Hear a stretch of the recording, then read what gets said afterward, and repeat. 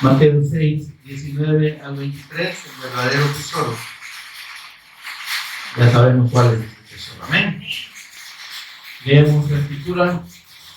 Si ya lo tienen, dice amén.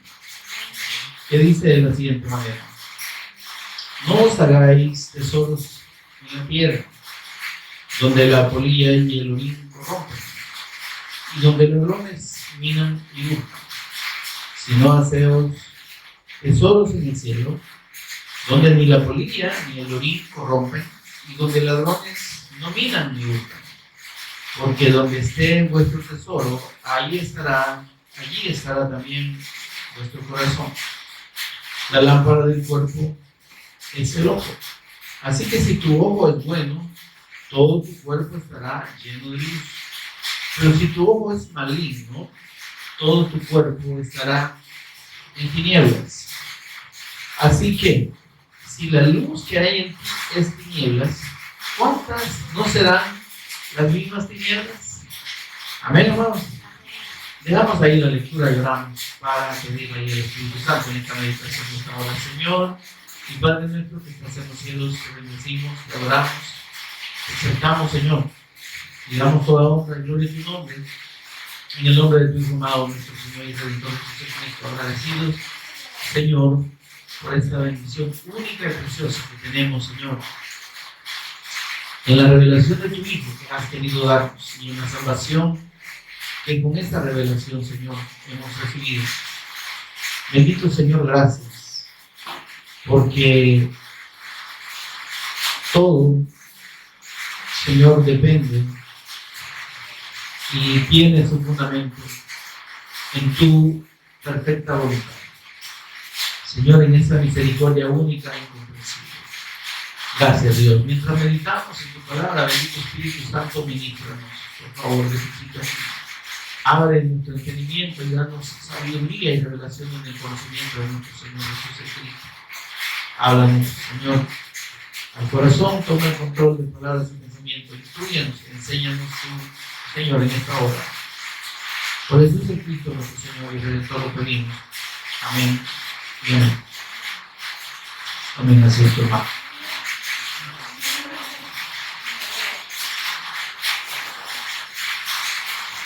Sean bienvenidos, mis hermanos. Bien, tenemos, hermanos, en estos versículos que leímos, una enseñanza que es fundamental en la fe del Evangelio. ¿Ven? Y es que pareciera que la gente a este tiempo aún no ha terminado de entender cuál es el verdadero propósito de la fe que el Señor Jesús vino a revelarnos. Del mensaje del Evangelio que Él trajo a este mundo. La gente no ha terminado de entender. La gente se ha deslumbrado y ha hecho muchas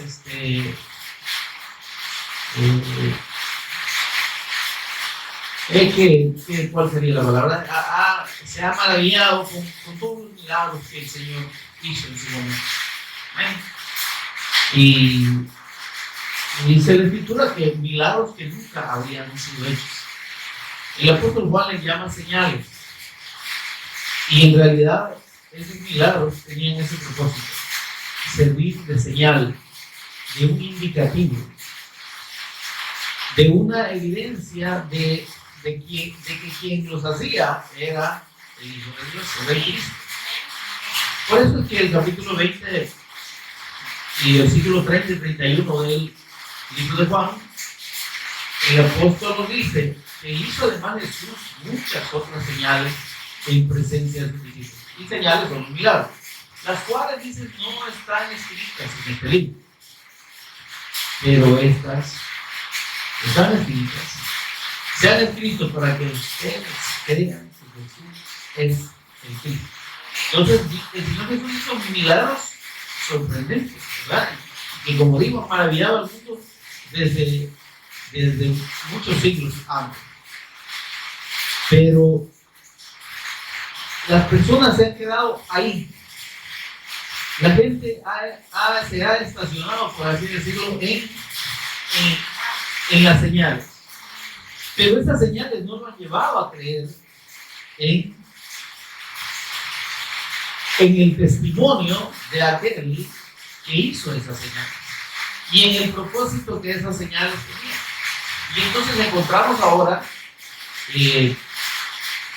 miles de congregaciones, cientos de personas, millones quizás de personas creyendo en una fe o teniendo o ejerciendo una fe que no es la fe del evangelio, tomando por fe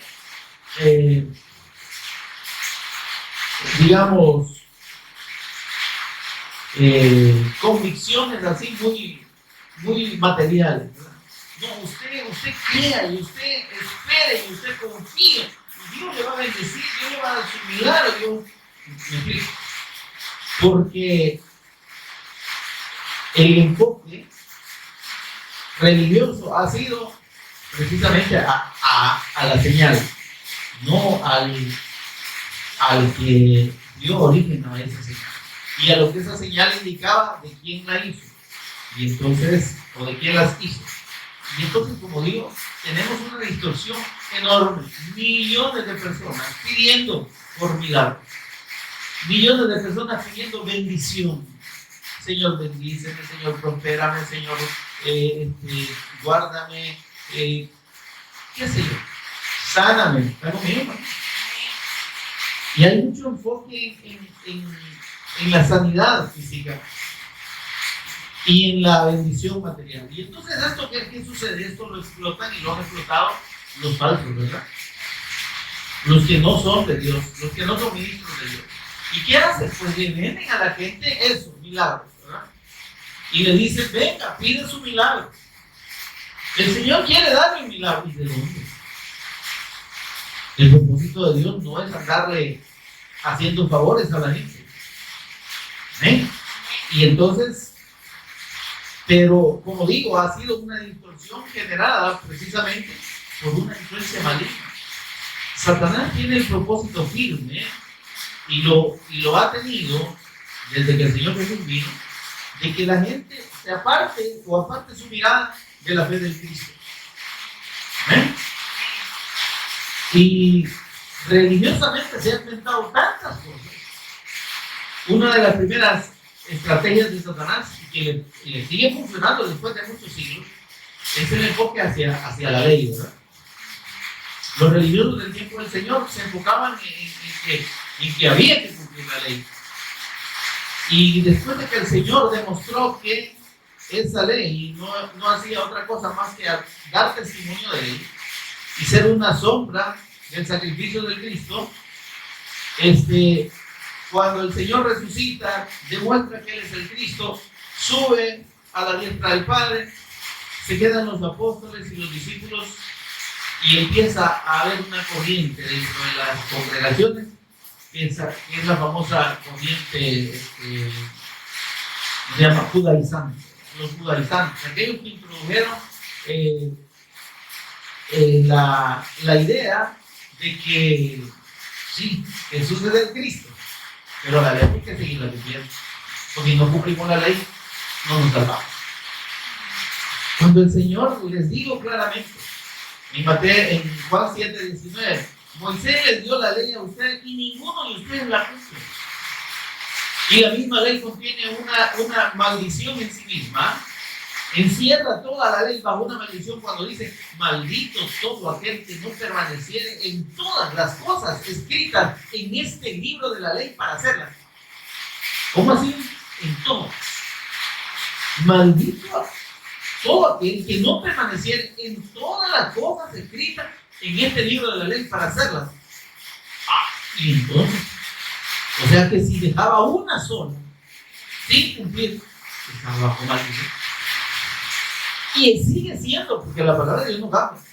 La gente que se quiere justificar o quiere agradar a Dios o piensa que debe cumplir la ley, así, literalmente, ha caído en ese error. Porque en realidad no se ha dado cuenta de que es imposible que una persona natural, ¿verdad? En su estado natural pecaminoso pueda cumplir ni siquiera el primer mandamiento de la ley. ¿Para qué Dios dio entonces la ley?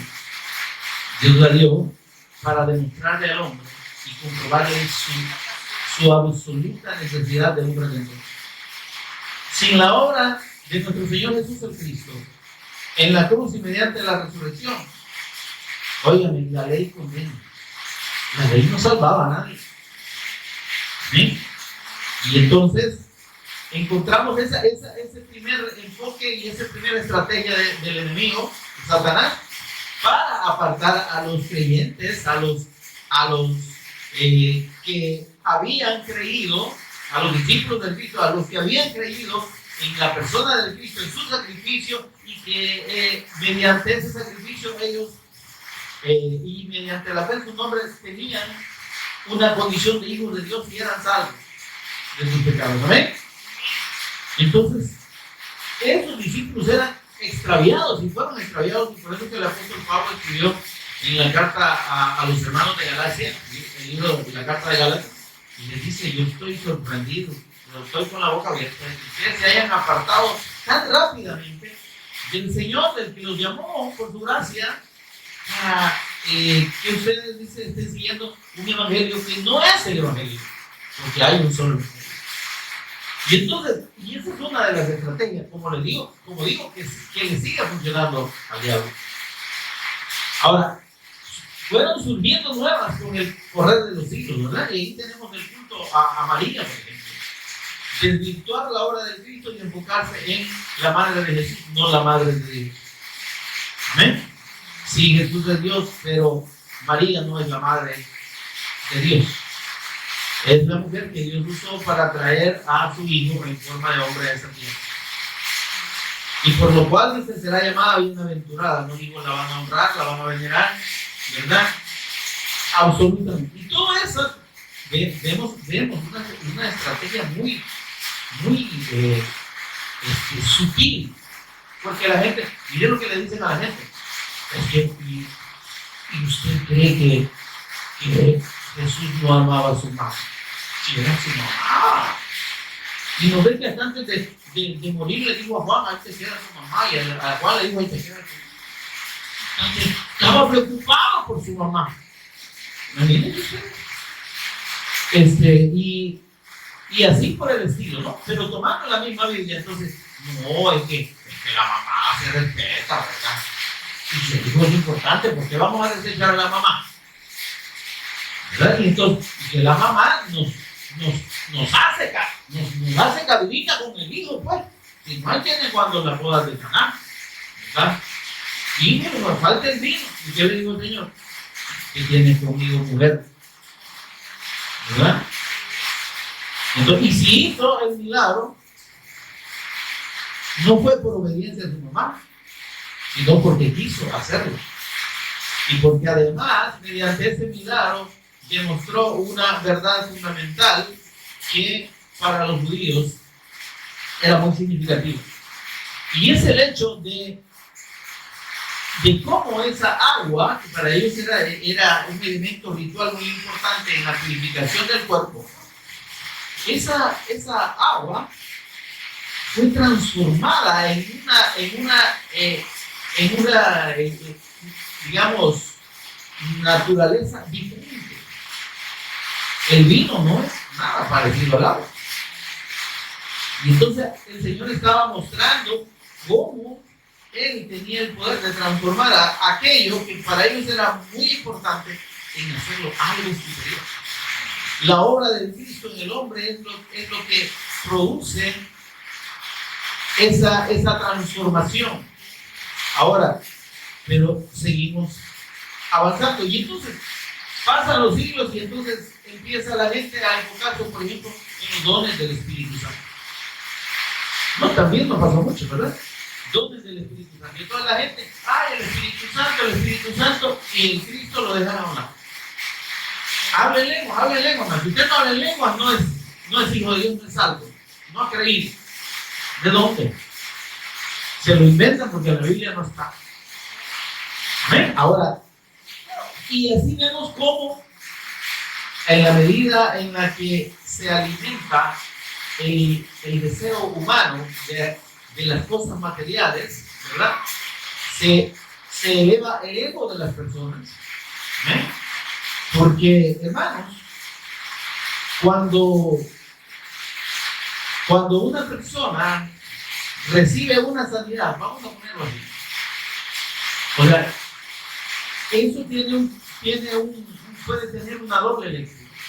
Una, la persona sentirse muy especial. Ay, Dios mío, usted es milagro porque valgo. ¿Sí? Entonces, eleva el ego de la persona y lo vuelve arrogante ante los demás. Hay gente que dice, ay, yo le he contado todos los milagros que el Señor me ha hecho. Amanecemos aquí. Pero su enfoque es el milagro, no es el Señor. ¿Qué tal si el Señor no le hubiera hecho ni un solo milagro? ¿Qué tal si el Señor le revierte todos los milagros que le hizo? Ay, el Señor me sanó de cáncer y al día siguiente le dice, ¿tiene cáncer? Pues no, ya no creo. Quizás no, ¿verdad? Dios no existe. Entonces, mis amados, el materialismo ha ido y el humanismo ha ido colmando e invadiendo la fe del Evangelio. Y por eso es que el Señor en estos versículos que leímos, Mateo 6, 19, dice el Señor algo muy importante, que está bien que usted y yo lo tengamos presente y lo tomemos muy en cuenta. Y reforcemos lo que el Señor Jesús enseñó acerca de la fe en Él. Dice el Señor, no os hagáis tesoros en la tierra. Amén, hermano. ¿No le parece a usted muy determinante, muy radical esa expresión que dice el Señor? Si ustedes son mis discípulos, recordemos que todas estas enseñanzas se las está dando a sus discípulos allá en el monte, ¿verdad? Donde había una gran multitud, pero el Señor se apartó de la multitud, sube al monte y sus discípulos están ahí y se sientan alrededor y les empieza a enseñar estas cosas. Si ustedes son mis discípulos, dice el Señor, no anden pensando en hacerse ricos en esta tierra. Dejen de pensar en cómo piensa la gente. Dejen de enfocar su mirada, su propósito y su esfuerzo en las cosas de este mundo. Eso es lo que está diciendo el Señor. No se hagan tesoros aquí en la tierra. Que su objetivo, que su meta, que su corazón no esté puesto en las cosas de este mundo. Amén. Si bien es cierto, hermanos, no podemos abstraernos del mundo, vamos a seguir aquí hasta que Dios nos tenga, pero pensemos una cosa. Si nosotros nos afanamos tanto en cosas materiales, ¿será que cuando nos muramos nos vamos a llevar a él? Miren, poco o mucho que una persona alcance, y cuando hablo de poco, nosotros, ¿verdad? Miren, muchos de los millonarios que acumulan fortunas que ustedes y yo ni nos imaginamos. ¿Y qué se llevan? ¿Quién les echa en la cara? ¿Se entiende? Dice el Señor, miren, no se preocupen y no se enfoquen en las cosas del mundo. Que su corazón no esté puesto en hacer grandes cosas y obtener bienes, dinero, fama en este mundo. ¿Por qué? Dice el Señor, porque lo que aquí se hace, aquí se queda. Y Salomón dice, bueno, yo he visto este mal, dice, gente que acumula riquezas, para que otros los aprovechen. Y así pasa, ¿verdad? Entonces, ni los hijos a veces, claro, si un millonario muere, a veces te dejan dinero a las fundaciones, ¿verdad? O se lo roban también, y otro hijo se lo paga, pero al final, esos tesoros, aquí se quedan. Dice, no os hagáis tesoros en la tierra donde la polilla y el orín corrompen. ¿Sí? Y donde ladrones minan y es decir, eso se acaba. Tanto para las personas que acumulan físicamente cosas que son bienes, ¿verdad? Las casas, ¿qué les puede pasar? En las pasa llevando una inundación, vienen terremotos, se dañan. ¿Está conmigo, hermano? Los carros bien bonitos, ¿qué les puede pasar? O feos también, ¿verdad? Que venían hechos tortas, ¿verdad? O se incendian, o de repente ya andan muy enojados. Y se queman, ¿verdad? O se los roban. ¿Está conmigo, hermano? Entonces, los ladrones vienen y hurtan. El orín corrompe. Miren, un rancho en las playas puede ser bien bonito y dentro de 5 años ya está todo corroído, por verdad. O una casa. Todo se daña. Amén. Ahora, pero lo que está diciendo el Señor es que, miren,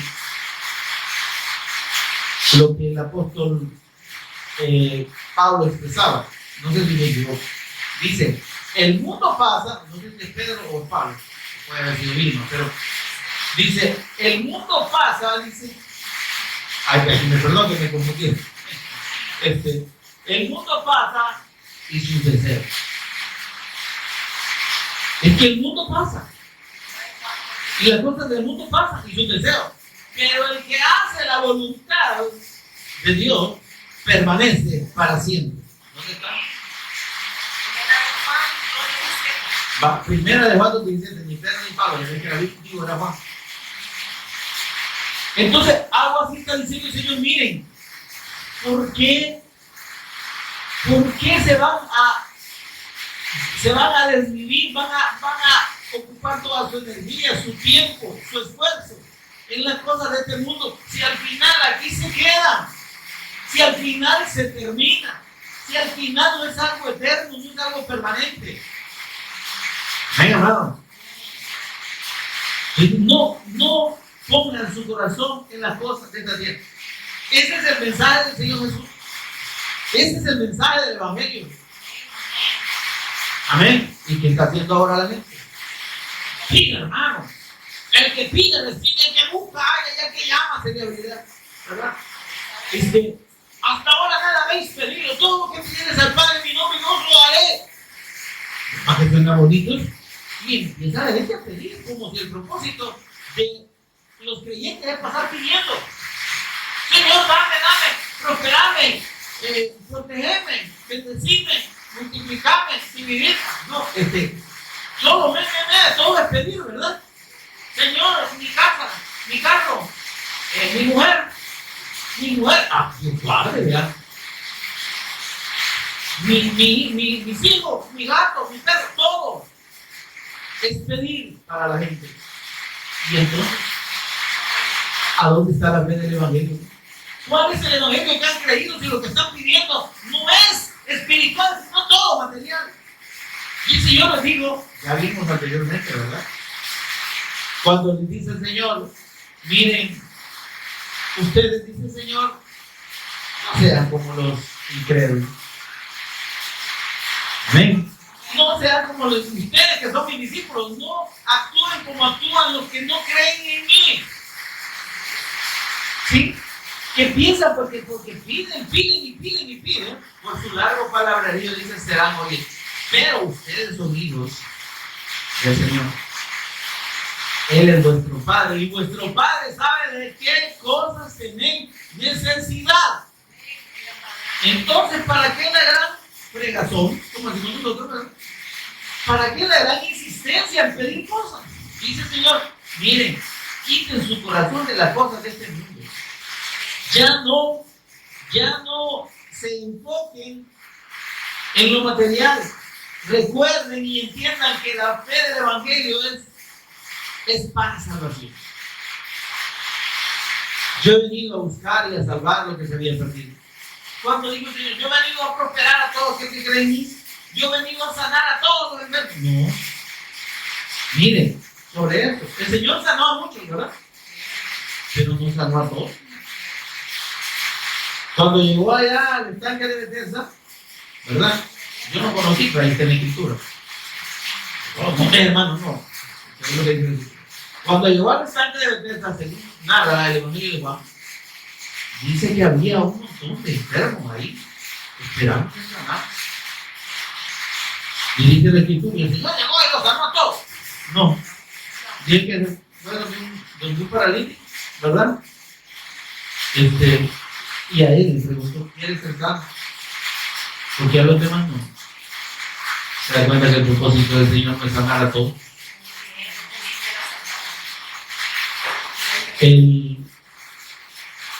La historia del mendigo y Lázaro, perdón, de Lázaro y el rico, Lázaro es el mendigo y el rico, ¿verdad? A propósito, no es mendigo, hermano, es mendigo. Los mexicanos hablan mal, pero no les copiemos. El mendigo, Lázaro el mendigo y el rico, según lo que el Señor contó, porque es una historia, no es una parábola, Lázaro creía en el Señor. Lázaro era creyente, pero ahí estaba todo chiroso. Nunca se curó. Nunca lo curó el Señor. Mire esto, por favor. Muchos predicadores dicen: ese Lázaro era un mal cristiano, porque si él hubiera entendido el poder que el Señor nos da y que podía pedir su sanidad, el Señor no hubiera sanado. Pero miren, se conformó con pasar allí pidiendo y esperando que le diera la migaja de lo que caía a la mesa del rico. Miren, podrá parecer que tenga lógica ese planteamiento, ¿verdad? Pero déjenme decirle una cosa: Dios lo permitió para que sirviera de enseñanza. Porque lo que quiso el Señor fue poner el contraste entre aquel que enfoca su vida plenamente en las cosas de este mundo, en la riqueza y en el deleite, y aquel que, aunque enfermo, que aunque necesitado, permanece creyendo y está conforme. Óyeme, Lázaro no mendigaba porque quisiera. Lázaro mendigaba porque lo necesitaba. Porque con su condición de enfermo, dígame usted si le van a dar enfermo a un chiroso todo. Porque si usted llega medio, se le ve así medio raro, no lo contrata. No digamos, alguien todo enfermo. No, Lázaro no podía trabajar, por eso pedía. Pero para Lázaro pedir no era una vergüenza en sí. ¿Se entiende, hermano? Porque tras de esa condición de enfermedad que no se curó, que Dios tampoco se la curó, estaba el hecho de su confianza en el Señor. Y aceptar la voluntad de Dios aún en esa condición difícil. Amén, hermano. Porque miren, si es bonito creer en el Señor y alabar al Señor cuando tenemos dinero. ¿Sí? Es difícil alabar al Señor con un rancho en la playa, con carro, con lancha, ¿verdad? Con langostas, porque hay lancha y hay langostas. Pero ¿y cuando falta? Cuando no hay para pagar alguna cosa importante, necesaria. Porque déjenme decirles, se puede llegar a esas situaciones. Ahora el Señor dice: tiene cuidado de sus hijos, y Él siempre provee. Amén. Pero el punto es que el Señor nos dijo que no íbamos a padecer necesidad. Es más, dijo algo que se recuerda mucho, aunque los pastores casi no lo mencionan. En el mundo tendréis aflicción. ¿Y qué es la aflicción? Nosotros llamamos esa angustia, ¿verdad? Por los problemas o por la necesidad. Ahora, entonces, la vida de Lázaro, la existencia de Lázaro fue necesaria para precisamente darnos esta lección a nosotros. El dinero no es lo más importante. El deleite no es lo más importante. Porque como Lázaro estaba convencido de su fe, no le importaba no tener. No le importaba incluso no ser sano. Pero él sabía como lo supo y lo llevó a entender Job, ¿verdad? Que su Redentor vive. Y que al fin, dice, se levantará del polvo. Y que después de deshecha está mi piel, dice, en mi carne he de ver a Dios. Amén. Ahora, esa certeza, ahora esto es lo que está diciendo el Señor aquí. No se haga, no pongan su corazón en las cosas de este mundo. Y encontramos al apóstol Pablo también diciendo algo que complementa esto.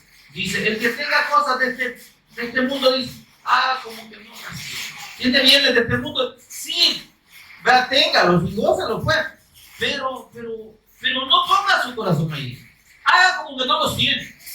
El que disfruta, dice, de los bienes de este mundo, como si no lo disfrutase. Amén, hermano. ¿Por qué? Porque, óigame, los deseos del mundo atrapan nuestra alma.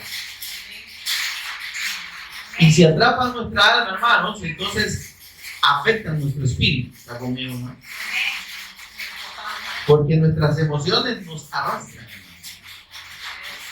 Si no, ¿por qué ve usted personas bien enamoradas, hombres y mujeres, que se tiran a la desgracia si el amado o la amada los desprecia? Porque han puesto tanto su alma, sus sentimientos en esta persona, que les doblega su ánimo. De hecho, el concepto de amor dice, según el diccionario, es sentimiento que doblega el ánimo. Eso es el amor. ¿Verdad? Así que aquellos enamorados sepan que les va a doblegar el ánimo. Entonces, ¿por qué? Porque óigame, así como estar bien con el amado lo puede contentar o con la amada, ¿verdad? Estar mal le va el ánimo. ¿Y qué te pasa? No, nada. ¿Y que tiene algún problema? No, aquella, ya sabes que es la tóxica. O aquel, ¿verdad? Entonces, el tóxico. Porque afecta el ánimo. Amén. Y entonces, dice el Señor, no permitan que su alma se apegue. El quien se deja atrapar por los deseos y las cosas de este mundo, amarra su alma a eso.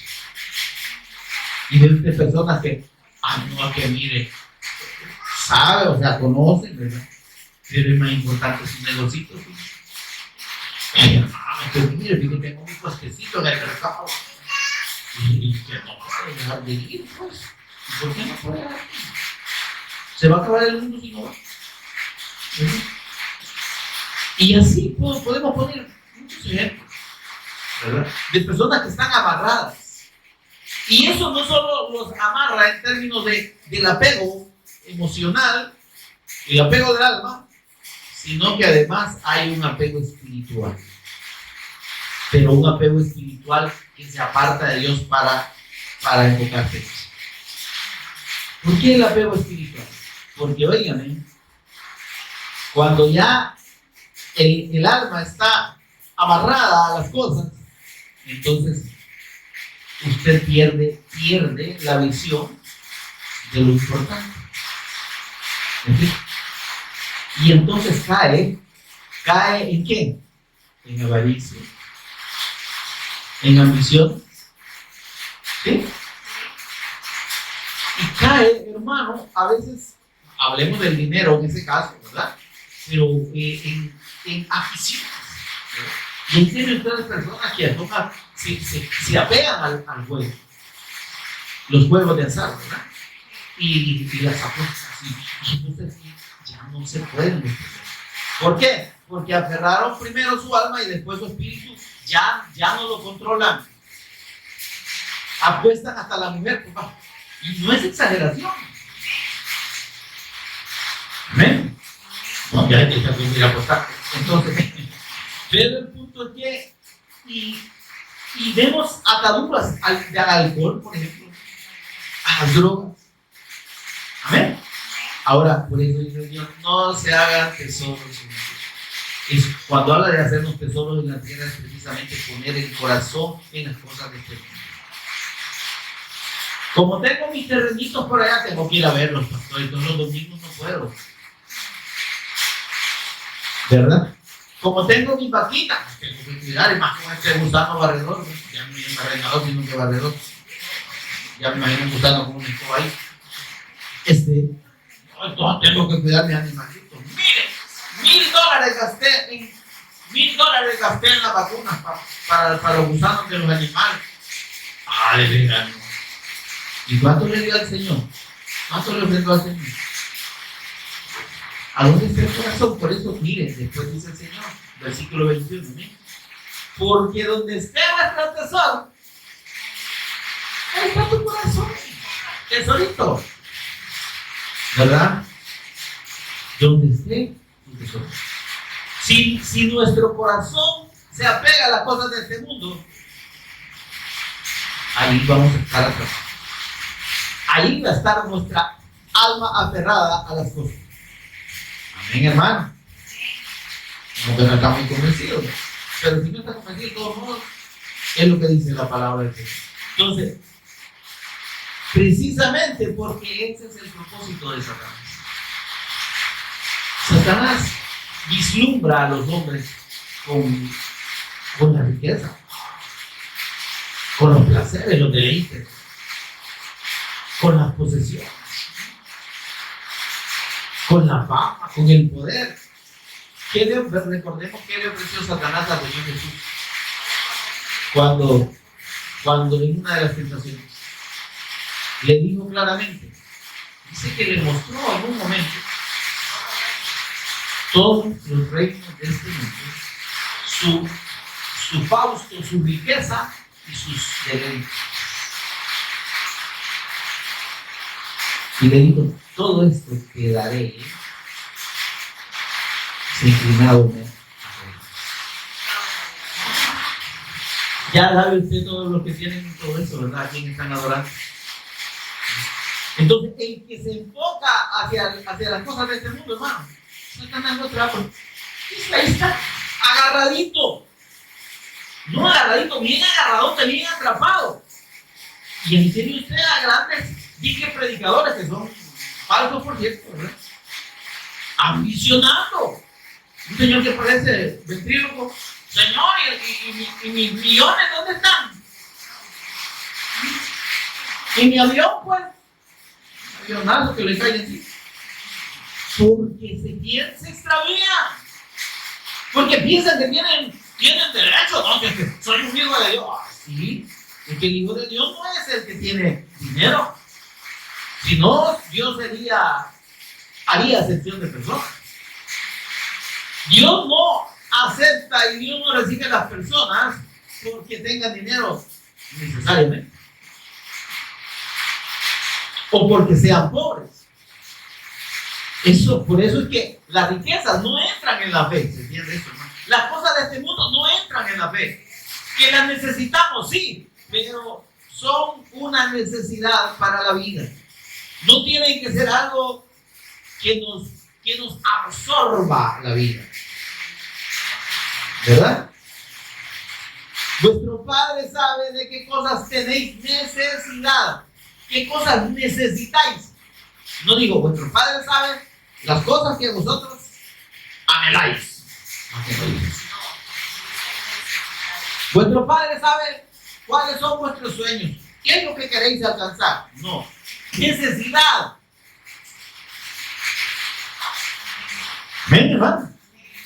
Entonces, porque donde esté vuestro tesoro, dice, ahí estará también vuestro.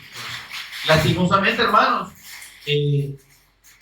la gente no se da cuenta que cuando pierde de vista la fe del Evangelio, es candidato uno a ser atrapado por los engaños de este siglo. ¿Qué dijo el Señor Jesús en la parábola del sembrador? ¿Quieren recordar lo que dijo el Señor? De aquellos que brotan, dice, entre espinos. Sí, ¿verdad? Brotan bien bonitos, pero no pueden crecer. Porque dice que los afanes de este mundo,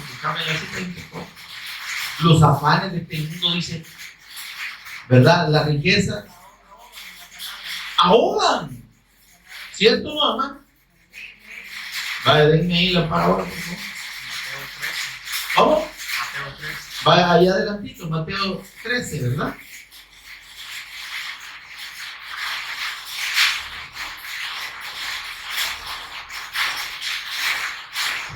Miren, cuando el Señor explica, dice, versículo 22, mire por favor, ahí está explicando el Señor lo que dijo en la parábola, ¿verdad? Para que no piense aquí que es explicación mía. El que fue sembrado entre espinos, dice, este es el que oye la palabra. Mire qué bonito, ¿verdad? Cuando nosotros oímos el evangelio, ¿verdad? Y la gente, mire, yo a mí por eso cuando la gente oye y le gusta, a mí me da un sentimiento encontrado, como dicen los gringos. Hermana, ya sabe. Está bien, hermana. Porque me da alegría por una parte, pero por otro lado me da tristeza. Porque ¿y qué tanto les va a durar la alegría? ¿Qué tanto ese gozo de recibir la revelación del Evangelio, el mensaje del Evangelio? ¿Qué tanto les va a durar cuando se enfrenten al mundo? Pues, miren lo que dice. El que fue sembrado entre espinos, este es el que oye la palabra. Y claro que la recibe, pues, porque brota, produce el fruto, ¿verdad? Empieza queriendo crecer. Pero el afán de este siglo, y no se refiere al siglo XX ni al XXI, sino al mundo, el afán de este mundo, ¿y qué dice? Hola, el engaño de la riqueza. ¿Se da cuenta usted? Por eso dice el Señor, no se hagan tesoros aquí en la tierra. No se quieren hacer, no. Este mundo no es para que ustedes enfoquen su corazón, su esfuerzo y todo su ánimo en las cosas de Dios. Porque esto pasa. Amén. Esto aquí se queda. Ahora dice, el afán de este siglo y el engaño de las riquezas ahogan la palabra. Y ahí tiene usted un montón de gente que ha creído que Jesús es el Cristo, pero que solo con creerse que no está obedeciendo. La fe del Evangelio es fe y obediencia. La verdadera fe del Evangelio. Pero si solo cree y no obedece, hermano, no le sirve de nada, porque dice, y se hace infructuosa, no produce fruto. No va a generarle salvación a nadie solo porque crea que Jesús es el Cristo. Amén, hermano. Esa fe tiene que ir acompañada de la obediencia y de entender y de obedecer esto que el Señor nos está enseñando aquí. Dice, el afán de este mundo. ¿Cuál es el afán, hermano? El afán, tenga carro, tenga casa, el mejor carro, la mejor casa, el mejor celular. Y andan unos animalotas ahí, caro. 1,500 me costó. Y esto se jacta. Este tiene hasta satélite y no hay qué, internet satelital y un montón de cosas. Porque el mundo le impone ese ropa, ¿verdad? Ahí sí la mujer se la lleva el diablo, literalmente. Porque no solo ropa, sino cosas, ¿verdad?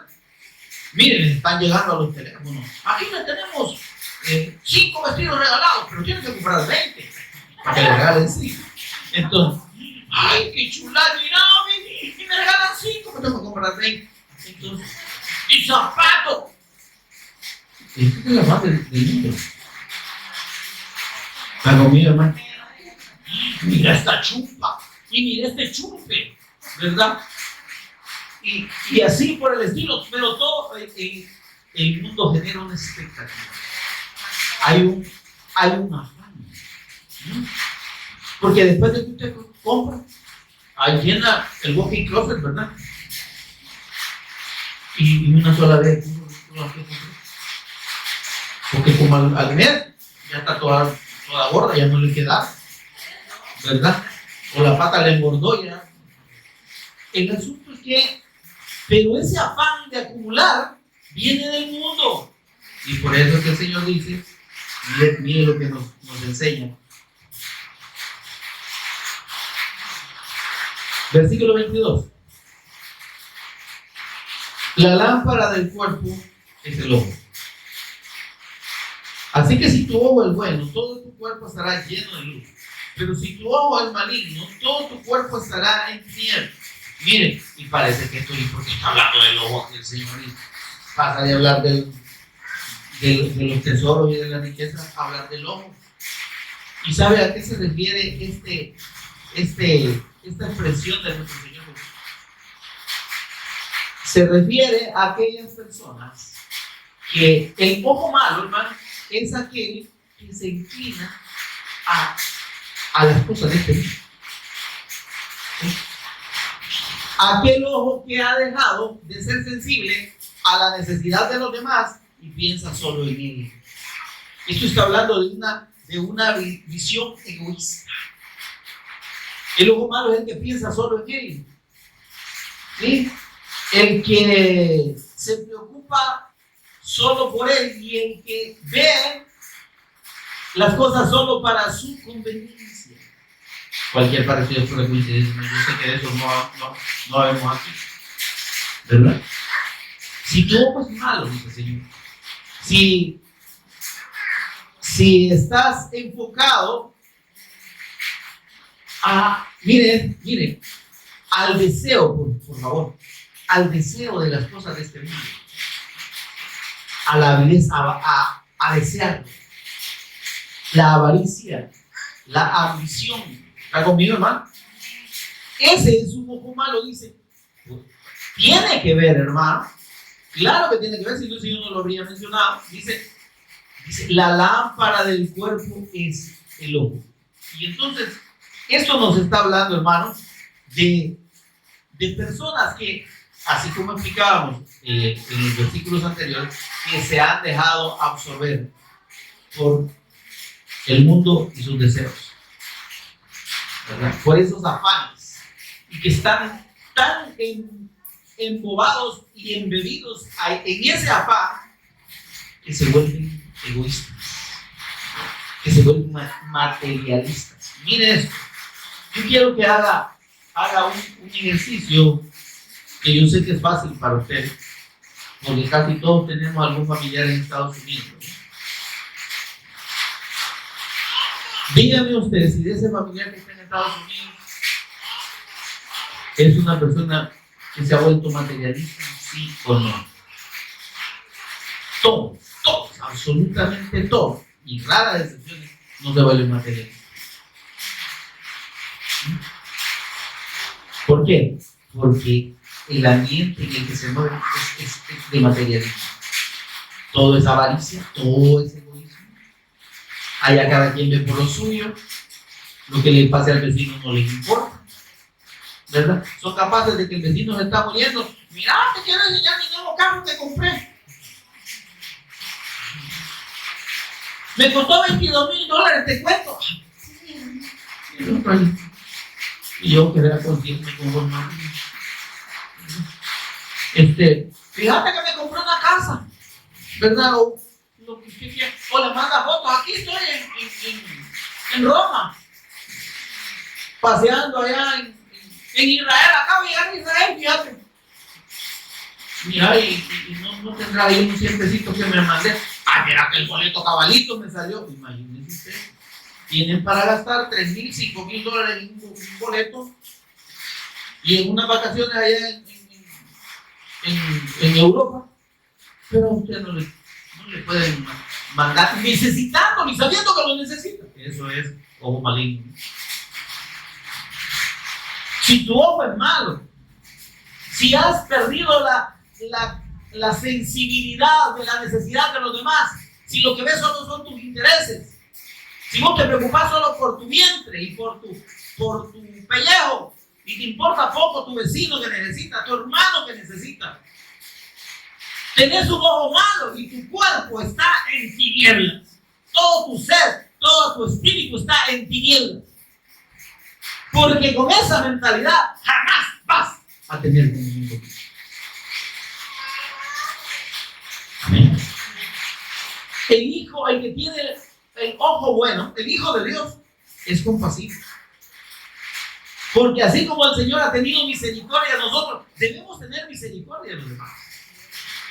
El Hijo de Dios no anda viendo con ojo. ¿Sabe qué es el ojo malo también? La gente suspicaz. La gente que solo anda pensando mal de lo que hacen los demás. Que no ven cosas buenas ni en lo que son las personas, ni en lo que hacen, ni en lo que dicen. A mí no me engañas. Porque están sobre el hecho de la persona como tal y de lo bueno que pueda tener. Somos malos todos, ¿eh? Pero si nos enfocamos solo en lo malo, dígame usted si a usted y a mí nos busca solo los defectos, vamos a caer mal así. Si yo me fijo solo en sus defectos, me va a caer mal. Si la hermana ve solo mis defectos, seguramente que le voy a caer mal. No sé si ya le cayó mal. Pero el asunto es ¿por qué? Por el hecho de que el enfoque del ojo es a lo malo, a lo negativo. Ven solo malas intenciones. A mí no me la hacen. ¿Verdad? Por algo digo eso. Esas no me convencen. Tu ojo maligno. Porque aunque digas que sos hijo de Dios y aunque lo vivas repitiendo todo el día, te has vuelto un egoísta, un avaro, un insensible, un ególatra. ¿Sí? Estas palabras que están en el idioma hebreo del ojo bueno y el ojo malo, en el caso del ojo sencillo, dice, es aquel que se enfoca en lo bueno, el que trata de ver lo positivo, ¿eh? En las cosas y en las personas. Entonces, esa actitud, dice el Señor, si tu ojo es bueno, tu cuerpo está lleno de luz. ¿Qué significa eso, hermano? No que tener una buena intención me ilumina, sino el hecho de que mi corazón no se carga de cosas negativas. Porque mire, hermano, si nosotros nos enfocamos en lo malo, como le digo, nos terminamos amargando con la gente. Ay, que me cae mal. Eso me cae mal. Sí. Pero si la gente se fija en lo que somos nosotros y en nuestros errores, igual vamos a caer peor, quizás. Amén. Entonces, dice el Señor, el que su enfoque está equivocado, el que no tiene la vista de la misericordia de Dios, no tiene un ojo sencillo, un ojo sincero, el que valora lo bueno, el que valora lo positivo, ese, dice el Señor, está en tinieblas. Y mire, principalmente, ¿qué sucede con el que no tiene un ojo bueno o el que tiene un ojo malo? Que está tan enfocado en sí mismo, en sus intereses, que la obra de Dios le importa un dedo. Le importa nada. Tiene solo para sus cosas. Tiene para sus deleites. Tiene para sus necesidades, entre comillas, para sus gustos. Pero esta gente no tiene enfoque para el reino de Dios. Usted, y por eso dice el Señor, ustedes que son mis discípulos, deben desechar esa actitud de un ojo malo. Amén. Deben enfocarse, dice el Señor, hacia las cosas que no tienen que ver con este mundo, lo que nos está hablando arriba. Deben apartarse de la corriente del mundo, de esa corriente materialista. Porque si no, su corazón se va a ennegrecer. Y como mire lo que dice el apóstol Pablo, y lo menciona en 1 Timoteo capítulo 6. Y entonces el Espíritu Santo confirmando las palabras del Señor Jesús. Versículo 6. Mire lo que dice. Pero gran ganancia es la piedad acompañada de contentamiento. ¿Qué es la piedad aquí, hermano? Es la fe. Cuando vea piedad en esta versión se equivale a fe. Dice, pero gran ganancia es la fe acompañada de contentamiento. Contentamiento. ¿Qué significa eso, hermano? Que mi fe tiene que estar satisfecha en la persona y obra de Cristo, en la comunión con Dios. Amén. Ese es el contentamiento. Y que esa parte de la fe no afecta a mí, mi convicción, no afecta a mi amor por el Señor. Estaba conmigo, hermano. No afecta a mi gozo, no afecta a mi contentamiento. Yo estoy contento con el Señor, tenga o no tenga. Amén. Yo estoy contento y agradecido con el Señor, esté sano o esté enfermo. Amén, hermano. Entonces dice, la piedad, la fe acompañada de contentamiento es una gran ganancia. Versículo 7. Porque nada hemos traído a este mundo, ¿se da cuenta? Y sin duda, nada podremos sacar. Ya le dije que acá no le van a echar su ganancia, su dinero a nadie. No se lo echan. Ahora mire el versículo 8.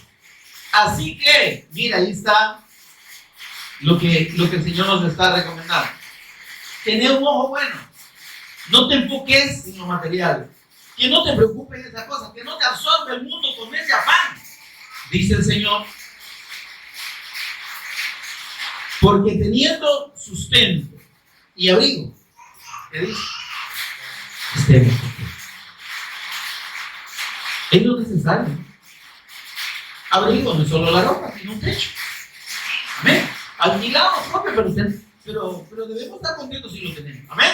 Ahora dice, porque ahí viene el detalle, el problema de lo que el Señor está advirtiendo allá a sus discípulos.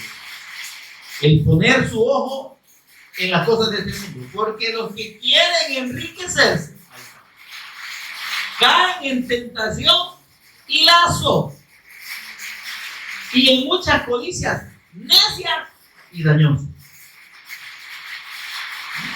Revise usted la vida espiritual, entre comillas, de aquellos cristianos avaros y materializados. No existe. Todo está en función de su dinero. Mientras pueden seguir generando, mientras pueden tener comodidad económica, ahí están bien con Dios. Y Dios es grande para ellos. Pero si llegaran a pasar por situaciones difíciles, reniegan de Dios inmediatamente, porque esos no creen. Amén. Ahora dice que hunden a los hombres, dice, caen en tentación y lazo y en muchas codicias necias y dañosas que hunden a los hombres en destrucción y perdición. Se da cuenta que el propósito de Satanás es apartar a los hijos de la fe. ¿A través de qué? A través de los afanes, a través de las cosas materiales. ¿Y cuántos cristianos, entre comillas, están materializados en este tiempo? Esperando bendiciones de Dios. Ya viene su milagro, ya viene su bendición. Pídala, siga clamando. Yo veo una llave, yo veo un carro. Yo veo también llave de carro y un montón de casas también. Y eso no tiene que ver nada. Pero la gente, el creyente supuestamente evangélico, está enfocado en la esperanza de cosas materiales. Y la bendición de Dios, que es la fe y la revelación del Cristo en su vida, eso ni siquiera se han dado cuenta porque no la tienen. Y no la van a valorar nunca. Amén. Versículo 10. Porque raíz de todos los males es el amor al dinero. Al dinero y a las cosas de este mundo, ¿verdad? El cual, dice, codiciando a algunos, ¿qué pasó? Se extraviaron de la fe, hermano. Ya le dije que Satanás es astuto y el propósito de él es robarnos. Amén. En ese aspecto. Y fueron, dicen, se extraviaron de la fe y fueron traspasados de muchos dolores. ¿Por qué? Porque como dice un dicho de la abuelita, mal paga el diablo a quien viene tú. Todo lo que tiene que ver con las cosas de este mundo se termina, hermano. Tarde o temprano. Amén. Necesitamos entonces, amados, tener la claridad de esto y tomar el consejo que el apóstol Pablo nos da en Romanos capítulo 12 y versículo 2. Con este versículo terminamos. Hechos Romanos 12:2. Dice así, miren. No os conforméis a este siglo. Conformarse no está hablando de conformidad, sino de hacerse a la forma de. No os hagáis a la forma de este mundo, no os adaptéis, no os amoldéis. ¿Está conmigo, hermano?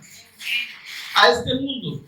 Sino dice, transfórmense por medio de la renovación de su entendimiento. ¿Dónde se renueva nuestro entendimiento, hermano? En la sujeción a la fe del Evangelio, en la sujeción a la guía del Espíritu. Ahí nuestro entendimiento es abierto y nos damos cuenta de que todas esas cosas nos apartan de la fe. Amén. Para que comprobéis, dice, cuál sea la buena voluntad de Dios, agradable y perfecta. Amén, amados. Pónganse en pie conmigo y oramos para dar gracias al Señor por su palabra en esta hora.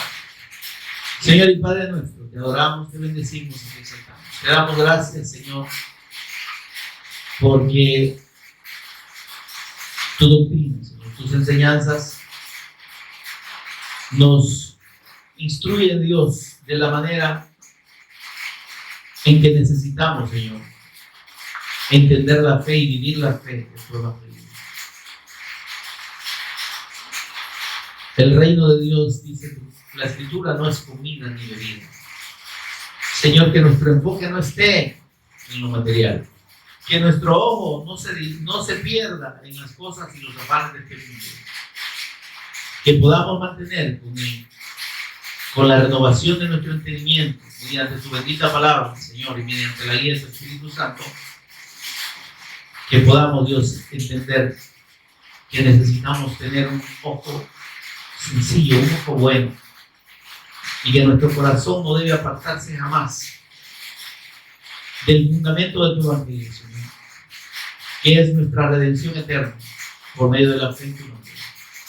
Señor, y que tú nos has redimido, como dice tu palabra, de este siglo malo, para que podamos servirte y podamos hacer tu voluntad.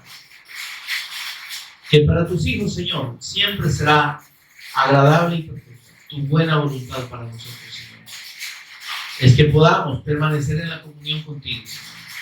Es que podamos, Dios, transmitir y dar testimonio de tu evangelio como tú lo has enseñado.